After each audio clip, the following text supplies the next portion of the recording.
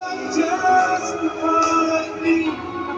ating ano, nilagyan ko lang po siya ng cornstarch, konti, tapos malik sarap, tsaka yung nor seasoning, paminta. Ito siya nalagyan sibuyas kasi ayaw na may sibuyas. Tutorta tayo ngayon, nakakasawa na. Ayaw maintindihan ko araw-araw mga maring ulamin. Hirap mag-isip. Yung mga mari, para siyang ano, para siya naging burger patty. Ganda ng kanyang kulay.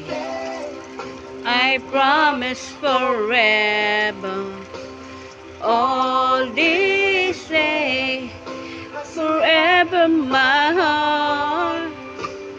Say, I say that my hand.